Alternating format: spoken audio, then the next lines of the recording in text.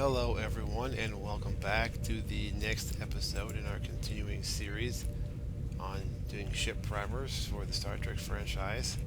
Today, we'll be examining the ships of Star Trek The Next Generation. Just a quick note before we get started. There are a number of starship designs that would have previously appeared, for example, in the films with the original series cast.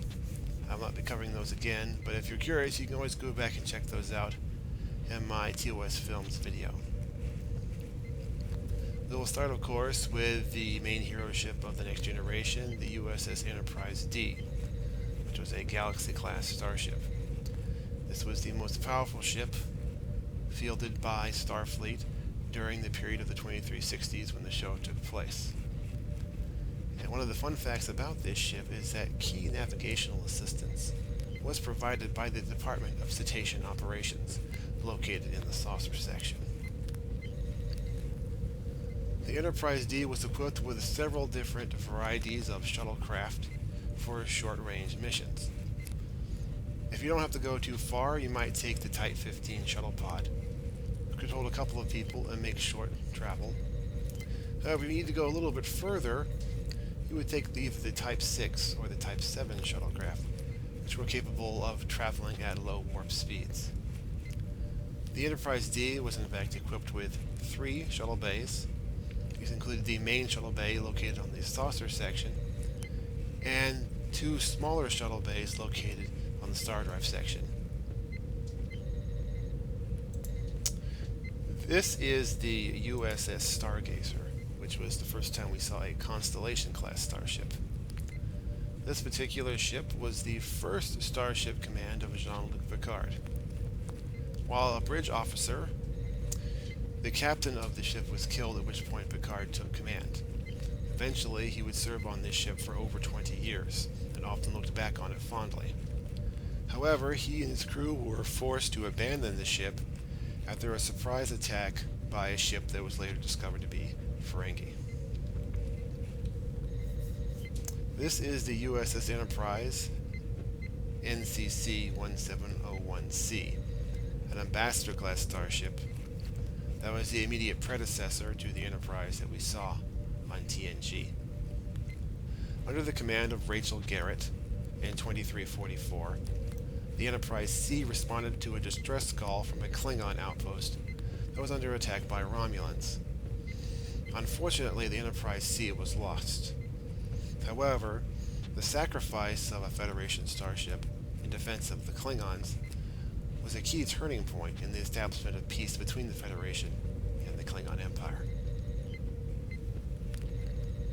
Another important starship class during the time of TNG was the Nebula-class starship. One example of this was the USS Sutherland. The Nebula class was first seen in the 4th season, in the same episode that introduced the new enemy, the Cardassians. This particular Nebula class ship was temporarily commanded by Data, and it played a key role in the resolution of the Klingon Civil War. The USS Pasteur was an Elliptic-class starship with a spherical primary hull that harkened back to the old Daedalus-class design from the 22nd century. In the possible alternate future created by Q, the Pasteur served as a hospital ship. And in this same alternate future, we saw the Enterprise D again, which had undergone some modifications. And this new version of the Enterprise is often called the Galaxy X class. Major enhancements included the addition of a 3rd warp nacelle and a powerful phaser lance located under the saucer. During the TNG era, the Klingons were the allies of the Federation, though we would often see this Vorcha-class Klingon attack cruiser interacting with the Enterprise. In fact, this type of ship was first seen as the flagship of Chancellor Kimpek. During the late 24th century, the Vorcha class would serve as the primary capital ship of the Klingon defense forces. On the other hand, the Romulans served as a common foe for the Federation during the TNG era, and their most powerful ship was the Diderdix-class Romulan warbird. This large vessel was equipped not only with the typical Romulan cloaking device, however, it was also powered, instead of with a traditional warp core, with an artificial quantum singularity, i.e., a small black hole. A relatively new opponent for the crew of the Enterprise during this period were the Ferengi, who were committed to finding as much profit as possible. And to that end, they had a fleet of Ferengi marauders, which were referred to as the Jakor class.